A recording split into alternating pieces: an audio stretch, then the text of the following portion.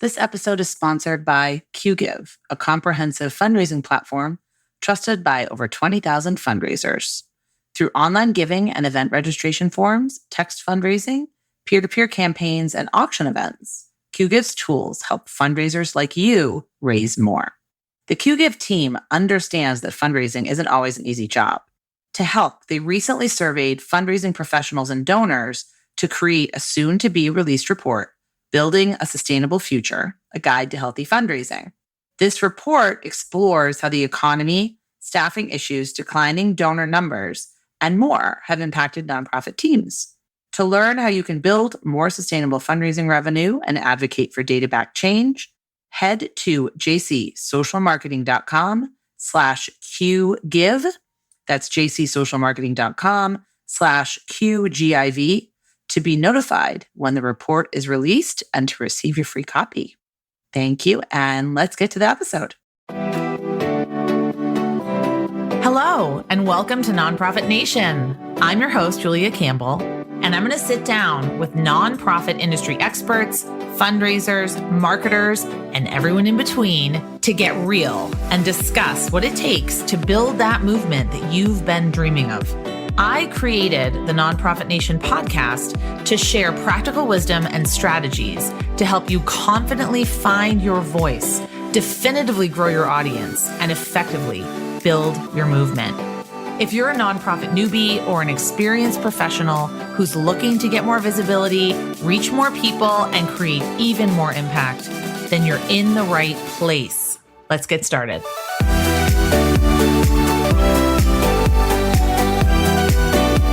Hi, everyone. This is Julia Campbell, your host, and welcome back to Nonprofit Nation. Happy to be here with you today, wherever you're listening from. Today's topic is all about creating human-centered digital content. And in the current climate of generative AI and ChatGPT seemingly taking over the world, and spam and terrible marketing coming at us from sort of every corner, I really wanted to have an expert on to talk about how we can create communications and talk to our donors and constituents in a way that is more human-centered. So today I have Bailey Lewis, and Bailey's a content strategist who runs the Words First course and community. She created Words First to transform the way that professionals and their organizations communicate with other humans online. And Bailey coaches leaders and teams all over the world to new levels of digital success through a human-first, words-first mindset in key areas of digital decision-making. Her goal is to help organizations make their online spaces a better place for everyone on both sides of the screen. That sounds fantastic. Bailey, welcome to the podcast. Hello. Glad to be here. Tell us about Words First and how it got started. Yes, absolutely. So I've been a digital content strategist for more than a decade now, which is strange to say, but there it is. Yep. And I was part of teams where we would do these really fantastic digital projects, complex digital projects, helping people with their content, their design, their development. And we would go away. It would be a somewhat collaborative process, but we would go away and we would create this really great thing, make all these content strategy choices, come back and present it to the client. They'd say, oh, wow, this is great. But then inevitably, they didn't know how to keep the maintenance on their side of the screen, on the how to keep the momentum going. Yes, how to maintain always the way. How to govern it, how to evolve it. And they weren't sure how certain content strategy decisions have been made. So it was really difficult for them to keep that content strategy going. So I saw the gap, I saw the need. I said, people need to know how to do this. Internal teams, professionals, and leaders need to know how important this is, because the practice of digital content strategy, the way I practice it is, as you said, humans first, words first. The words really matter to how we communicate in compassionate and empathetic ways with people online and how they view our organizations and the kind of interactions that they have with us. And it all happens through this practice of content strategy, especially married with a practice of user experience and customer experience. And so I set out to teach people how to do that for themselves. I love that you say an experience for people on both sides of the screen. You also write that so many digital experiences are chaotic and unusable for both the audiences trying to engage with them and the teams building them. So why is this? How can we combat this? Right. And a lot of it has to do with the fact that the near yet big fact that we so often save the words, the content, but mostly the words for last in digital spaces. So those listening might be really familiar with the process I'm about to describe, where you go through maybe a short discovery period where you talk about what you want the website or your app or your whatever your digital space might be. You discuss what you want it to do. What are your goals? And then you say, okay, that's great. Now we want to get to the fun stuff. We want to get to design. Let's see what this thing looks like. But there's a critical step missing there, because when we do it that way, then design has to basically just leave content a little box to put words in.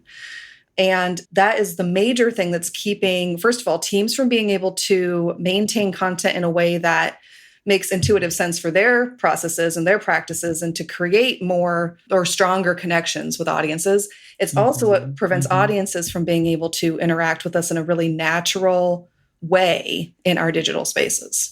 I had a guest on the podcast, and I'm not going to remember. I'll put it in the show notes, a web designer. And it was probably about a year ago.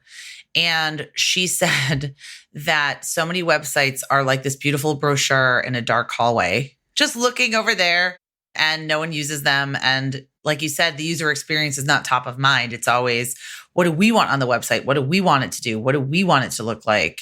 Correct. Not what do people actually want to use it for? Correct. Yes. The people and the words and the content that will serve them. When you start putting those considerations and discussions first in your digital processes, the world literally changes for you in your digital space. You have so much more ability to connect with people in genuine ways if you put those things first. So how can, marketing teams flip this content creation process? What are some strategies we can employ? Yes. So first of all, and I guess I will say this one first because it might be one of the most painful, but it really is worth a little extra investment in this area, which is to get your communications and content professionals into the same software that your designers and anyone who's dealing with layout is using. Oh, that's a really interesting thought. Okay.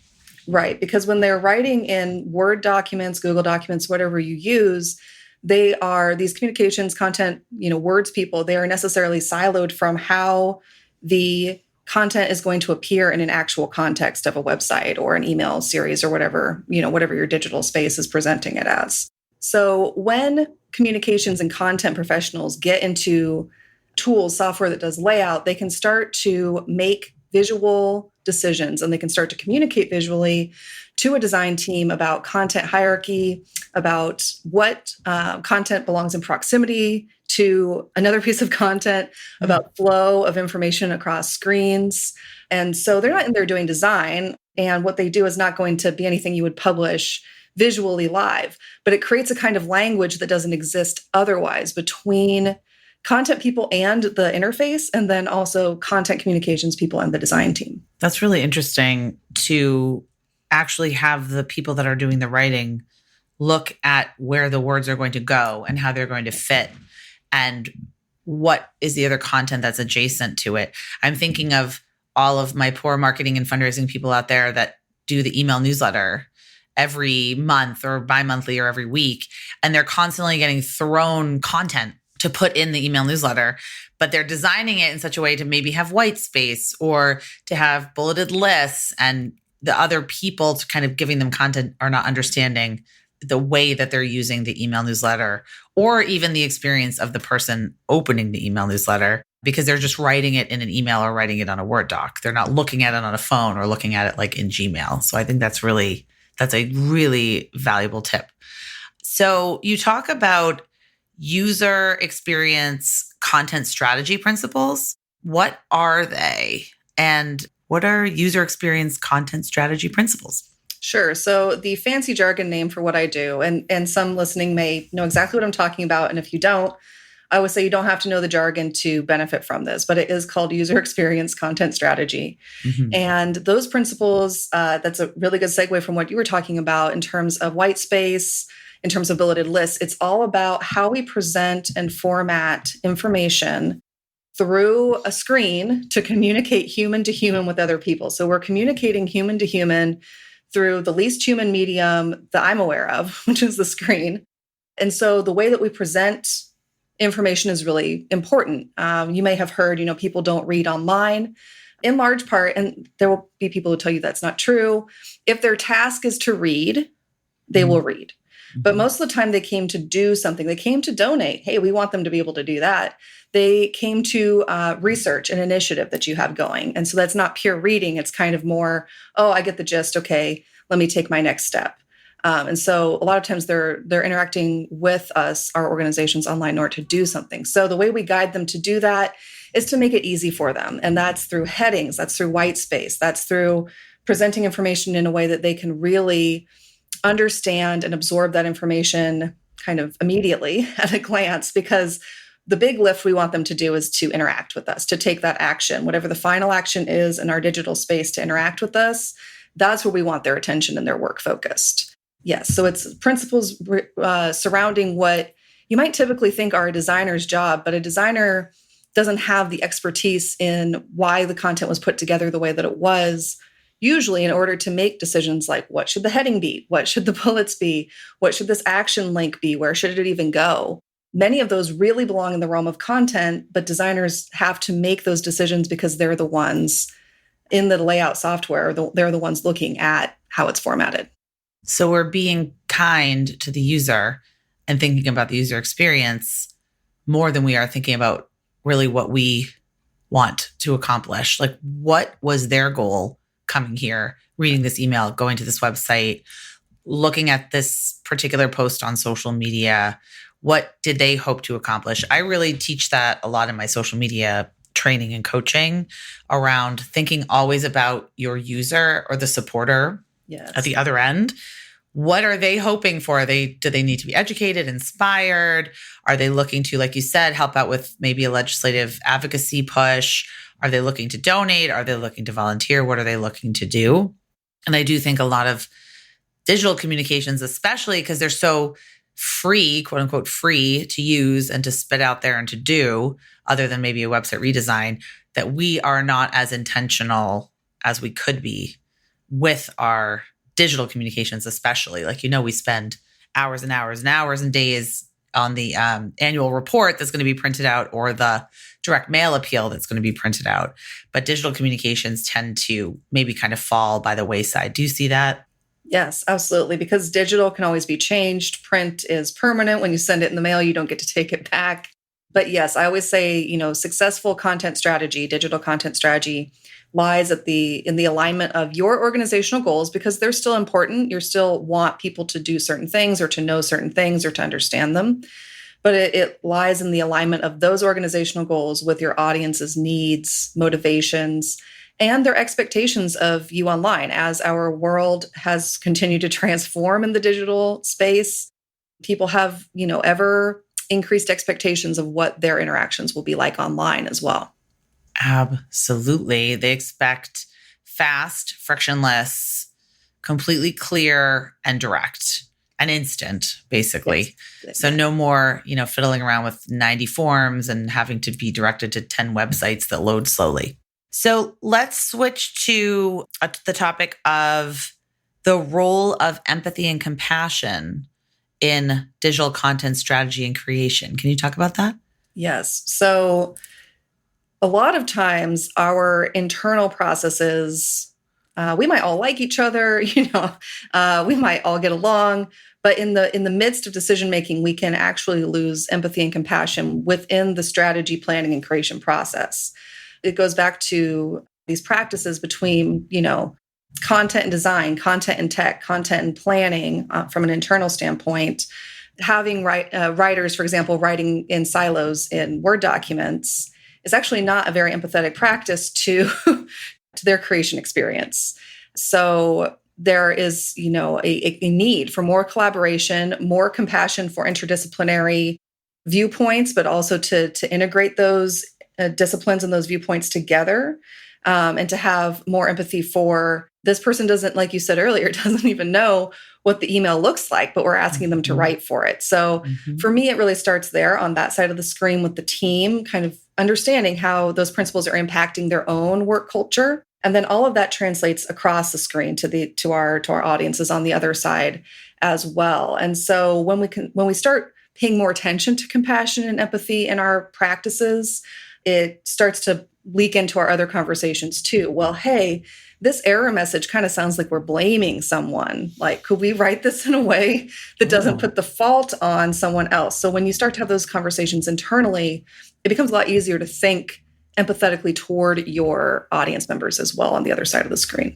I'm just thinking of all the times I signed up for email newsletters, and it really is just this bland, like, thank you for subscribing. Okay, well, great. Where's the excitement? Where's the interest? Get me, really passionate about what you're doing. What's my next step? Like, what can I expect next? So I agree. I think that's not very empathetic to just kind of say, all right, click this button to confirm and you're on your way. And then, by the way, we might not email you for 2 months. And then if we do, we might ask you for a gift. Yeah. Yeah. And that lack of excitement comes from the team side. They're like, we have to write a success message. Let's have someone write a success message. It's probably written in a Word document. Okay, now let's get somebody to put it, let's get someone to put the screen up. And so if there were more thought behind the empathy, the compassion from the internal team, like, well, why are we doing this? What's the purpose of this message? How does it resonate with the people on the other side of the screen? How does it resonate with us? Then all of that translates back the other way, which gets people on the other side of the screen excited, which should get us on this side of the screen excited. So it goes back and forth in that way.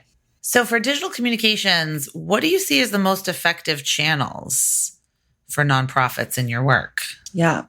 So the answer that no one likes, it depends on your nonprofit. Yep. Oh, I say it all the time. Yes. Email, certainly, because if you can have people in your email inbox, or if you can be in their email inboxes and they've invited you in, that's a level of relationship and connection that you won't get a lot of other places. They've invited you in. They've said, yes, you can be in my personal space, because I think we don't realize often enough that email inboxes are people's personal space.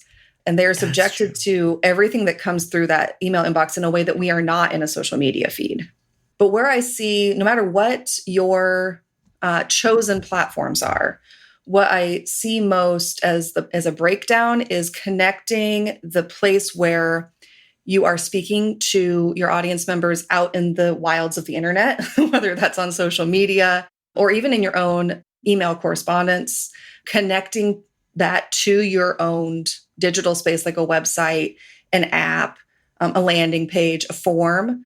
The cohesion of the experience from one channel to another is really where I see things start to break down. And usually it's because, in part, we have one team kind of responsible for the site. We have a web partner responsible for the site. They take care of that.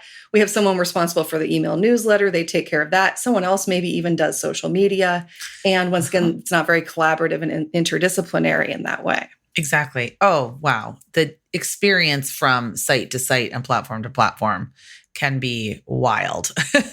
You could send me from Facebook to your donate page on your website, and it might not even look the same or have the same photos or have the same tone of voice or that same brand voice. I might get completely confused. I've had that happen to me quite a few times, like being sent out of the social media space or even off of an email and having the fonts and the colors and everything else look dramatically different. And it's like you said before, people are so used to that seamless experience and frictionless experience. So I think that's really interesting. Yeah. Also, I talk a lot about storytelling. I teach a lot about storytelling in my work. And I wonder, where does storytelling fit in? Is this very important to these kind of empathetic, compassionate, content strategy principles? Yes, it is. And maybe not in the way that we automatically think, because storytelling is a strategy and can be strategic. And I have these conversations quite often. with my clients about strategic storytelling, because what we all really want to do is, as soon as someone gets to our homepage, dive into our story, why we do what we do. We are passionate about it. These are causes that we really care about, and rightfully so. And we want our audience members to care too, and they probably do. But in the areas where someone is just trying to get something done, they're just trying to donate, they're just trying to, once they've come to the part of the experience where they're just trying to navigate your site. So that's like maybe the beginning when they first get to your website, for example, or they, mostly for a website, they're just trying to navigate around. They're not going to be paying attention so much to story because they're trying to figure out what's here. What did I come here for? Am I in the right spot? We need a lot of hand holding. It's all of us on. Am I in the right spot? Such a key question. Yes. Am I even in the right spot? And that's what we were just talking about, hopping platform to platform. Did I even come where I meant to come to? They're worried about that when they first arrive. Once you have them settled into, yes, this is the right spot. Here's our logo. Here's some words that key you in on why you're here and help them figure out where to go next. That's when they will start to, if they're not familiar with your story, or there's something that they came to research or to know more about, they will then engage with that. So it's really it's a choose your own adventure from their point of view, but you're the one over here writing, how you would move from one piece of the story to another for them. And so I think just one of the biggest things I see is trying to tell stories everywhere, and there's no room for interaction and just straight up interaction. There's a progression to it. Am I in the right spot? Okay, I am. Now, what is the story? Like, what do I need to know? Okay, now I'm ready to act. So get the story out of my way because I just want to do the thing you asked me to do and that I want to do. And once again, that's really all about what your audience members are coming to your space to do. So we talk about words first, human-centered content during the campaign, maybe in a campaign, in a marketing or promotional period, fundraising period. What about content strategy for afterwards, after we got them to do the thing? Right. Because we all celebrate, as we should. It's a hard one thing to get anyone to notice. It is a hard thing to do. Get them to your site. Wow, we have them. And then that's when everyone wants to celebrate because the marketing succeeded. But usually by the time your audience is at your website or your app or your portal or your form, your marketing has succeeded, and you're not done telling your story, as we were just talking about, but the marketing part of it's over. You got them here to whatever you wanted them to do. Mostly, most people don't just search the internet for random sites. So they came there because something worked. That's when we want to celebrate. But our audience's journey is not even halfway done at that point. Now they have to figure out, well, what steps do I take? What do I do next? If you have a form and something goes wrong, well, how do I fix that? And that's another way that we can be really empathetic toward our audience members, knowing that they don't know how our site is set up. They don't have the same, we are subject matter experts in how our sites are structured. They come having not a clue as to what's there, how, what kind of resources can help them, what steps to take. So after the marketing has succeeded and they are in your digital space and you're celebrating, while you're celebrating, also helping them, to take that final action, whatever it is, and guiding them through, because they won't know how to do it without. Wow. So on your website, you write something that I actually really agree with. So you wrote, people who care about digital content that resonates on a human level are needed now more than ever. I completely agree. It's time to rethink how we approach digital content so that we can make the communications and interactions we all encounter every day less robotic, chaotic, and caustic, both to receive and to create. So the subject of the hour, where does generative AI fit in? Where do chatbots and ChatGPT, where does all of that fit in to digital communications? Right, because robots can help our lives and they are part of the equation, whether you like it or not. Every time you are assisted in finding something on Google, the robots are helping you. Even as a human-centered content strategist, I find myself saying all the time, thank you, robots. That was helpful. The danger is in, thinking that, and it's very easy to think this, especially in an organization where resources might be limited or tight, but thinking that the AI robots are going to be able to create content on the same level as a human being and that it will resonate with your audience members. And we actually did an experiment in the Words First course and community because a lot of us, well, all of us in their communications, and we care deeply about content, a lot of writers in there. And just there's been a lot of fear generally. If you hang out on LinkedIn in particular, you'll kind of see all the fear-based posts about AI writing. And it may be warranted because there are people saying that it's going to take over writing jobs. But we did an experiment where we had the robots write us a holiday greeting card. The results were not Hallmark worthy, I can tell you that. So that was a low risk way. If you're looking for a low risk way to kind of interact with the robots, that was a good and fun one. But then we had people writing emails themselves for their organizations, and then having the AI robots write an email. And the difference is just so stark. If you look at a really highly skilled writer writing content and then have the robots do it, it's night and day. And when it comes to the interactive content, the kind of content that guides people through digital spaces, the robots really can't do that because at that point, they are the writer in the Word document. They are the writer in the Google document. They're not in the layout tool with you. They can't say, oh, that button needs, that button there, because of everything else that's around it, it should say this. That's not a capability that they have. Yep. And they don't know your audience.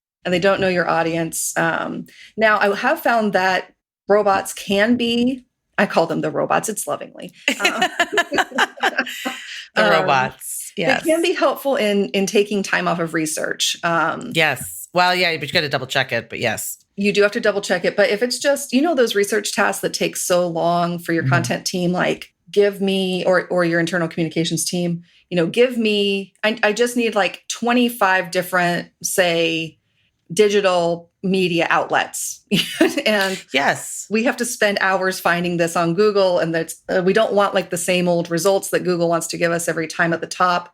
I've been using ChatGPT in particular for that because it takes hours away. And then if I research one and it's no good, that's okay because it took the robots 1 second to find instead of me 45 minutes to dig it up from somewhere on the 10th page of Google. I was so excited to have you on the podcast talking about human-centered digital content because of all of the news stories.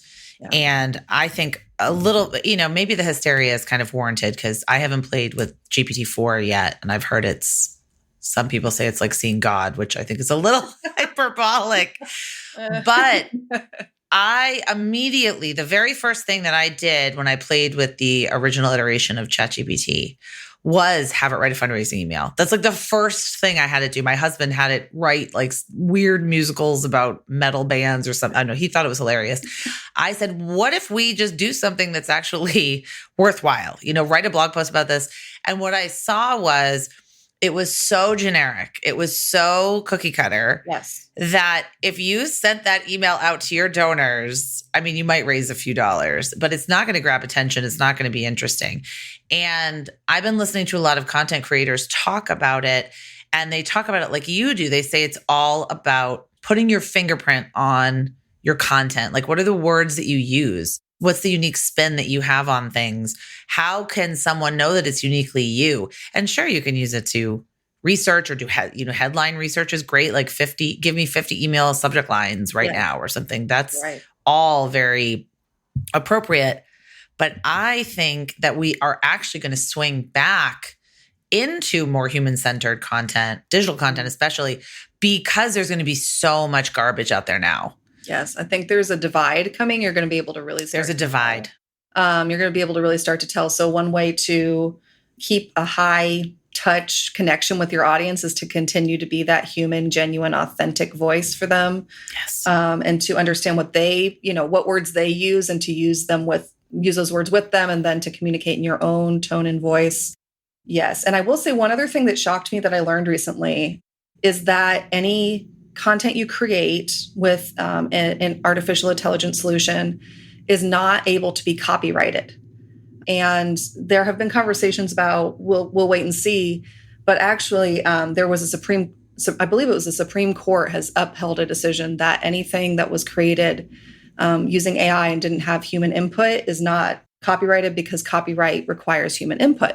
So I was shocked to learn that had already kind of been a decision handed down on the highest level. So we'll see the spammers and the content marketers that already have spent 5 seconds writing something, that will all just get worse Right.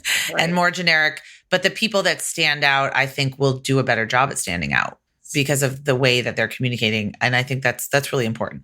So what do you see as the future of digital communications? Yes, I think that's a great, lead in to to that conversation. The junk's going to get junkier, and the really human, empathetic, compassionate, authentic communications are going to even get more so. There's also just this interesting trend starting, and I know everyone has seen this, where I really think we're going to see more of individuals. We have like a creator culture that I think is only getting started in what we're going to do with it. Individuals creating content, individuals contributing to your digital content in really unique and interesting ways.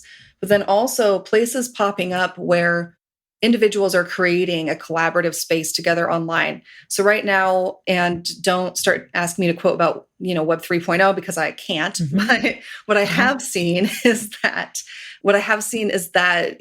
right now, most of the internet is controlled by organizations and by companies. Most websites are owned by those, organizations. But I think what we will see popping up are more of the cooperative style or collaborative style of digital spaces where many people who have just decided to be affiliated and have decided how they're going to add value to this space are doing so, and it's not necessarily owned by an organization. I think the closest thing we probably have to that right now is TikTok, which is still, of course, owned by an organization, but people there decide how they're going to add value and what causes are important to them and what things are important to them and how they're going to operate in that space. And, I don't have any direct advice for anyone right now, except just to be thinking about that in kind of a curious and exploratory way when you're thinking about your organization's, new and innovative and interesting things that you might do in the future. I totally agree. I think the trend also, these sites are not exploding as much, but like Mastodon and Post are two social media sites that I've been reading about. I just don't see them overtaking anything like Meta or TikTok. But you're right. TikTok's all about the content creators and influencers and people generating content. It's not about the necessarily big brands or even any kind of recognizable brand. It's really about people talking about things that they want to talk about. And it's, shockingly democratic in that way, but we'll see. We shall see if TikTok remains to exist in the United States. We don't know. As of this recording, TikTok might be banned. I don't know. That's right. Not looking good. It is an interesting perspective on the humanness of digital content too. So it's something I'm keeping my eye on for sure. Absolutely. So my last question is, for a small nonprofit that is listening to this and they really are looking at their content strategy, they want it to be more human-centered. What is maybe one tweak that a small nonprofit can employ sort of right away that's going to get them on the right trajectory? Yeah, absolutely. So my number one for that is always to talk to people from your audience, representative, real members of your audience. And it doesn't have to be any kind of official, time-consuming. You can do this with zero budget. It doesn't have to be a big research endeavor. You can literally grab, family members count, colleagues count, as long as they're not on your project team, because your project team knows too much, just like you do. Friends count, as long as they're part of your representative audience, and identify a few things that you want your site to be able to help them do if it's a website, or identify a few things that you want to resonate with them from social media or an email campaign, a whole campaign, or just one email, and talk to them about it. Have them respond, give them space to respond. Don't give them the answers. Have them talk to you. Just by engaging with them, even in a very kind of non-official, like ad hoc kind of way, you're going to learn a lot of things that just because we are all stuck inside our own worldview. You're going to learn a lot of things that they're thinking about that you probably have never thought about before. And that alone will boost your digital experiences for your audiences, heads and shoulders. Heads and shoulders over even other bigger companies that don't do that. They've never talked to a single one of their audience members. So that's always my number one piece of advice. Wonderful. I love that. Bailey, thank you so much. Where can people find you and learn more about you and learn more about the Words First community? Yeah. So the main Words First website is wordsfirstcontent.com. That is where I have a free library of advice, information, insights about content strategy there for whoever it may help. And it's also where anybody who is interested in coaching, training, workshops, that kind of thing for organizations and leadership can go. And then the membership side of the business is at wordsfirstcommunity.com. And that's all for people who are interested in joining others who are interested in content, interested in kind of the future of this human-centered content, learning together, evolving together. And then online, I am at Words First Content is me on Instagram and on LinkedIn. Fantastic. And I'll put all of that in the show notes. And just thank you so much. This was such a fantastic and timely topic as we listen to the headlines and see where content marketing could or could go. I think, like you said, we're at the precipice of a divide, and it's really important to figure out where we stand and which sort of path we're going to take. And I think human-centered digital content is the way to go. So thanks, Bailey, for being here. Thank you. This has been really great. I really have enjoyed it. Thanks so much.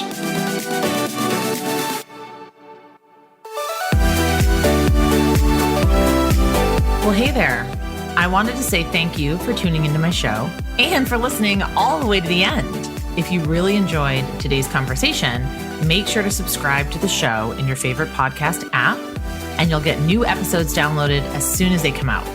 I would love if you left me a rating or a review, because this tells other people that my podcast is worth listening to. And then me and my guests can reach even more earbuds and create even more impact. So that's pretty much it. I'll be back soon with a brand new episode. But until then, you can find me on Instagram at Julia Campbell 77. Keep changing the world, you nonprofit unicorn.